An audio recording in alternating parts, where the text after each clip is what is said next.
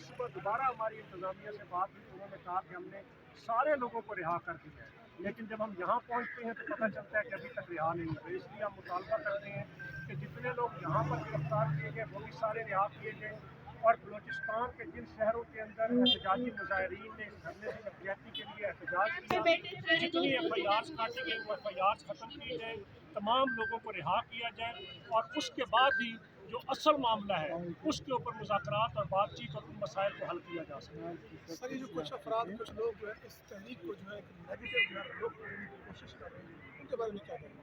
देखिए, नेगेटिव रुख देने की अगर कोई कोशिश करता है तो मैं तो ये कहूँगा कि बलूचिस्तान के लोग मुहिब्बे वतन हैं, और जहाँ पर भी मावराए अदालत मावराए कानून एक तमामी होता है जो पाकिस्तान में हो रहा है, और 10-10 साल 12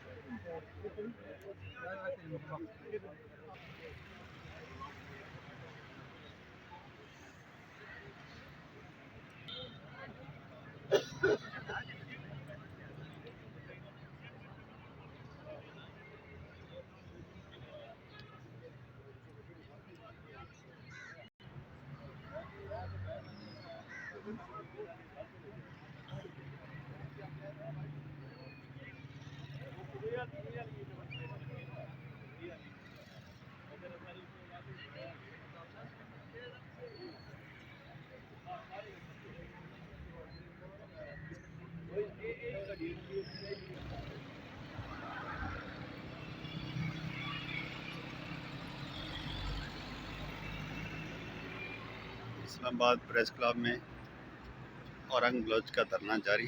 बलूचिस्तान से आए हुए तमाम शरका इस टाइम पुलिस ये 112 इस्लामाबाद इंतज़ामिया सारी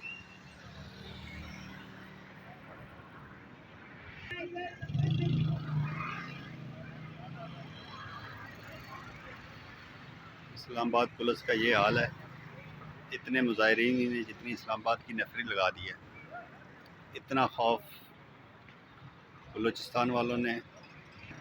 ये इस्लामाबाद की मेन शाहराह है, ये स्टेट लाइफ बिल्डिंग, जिना एवेन्यू, वैल्यू एरिया सारा बंद किया हुआ है। ये सारी इस्लामाबाद की इंतज़ामिया बेबस है।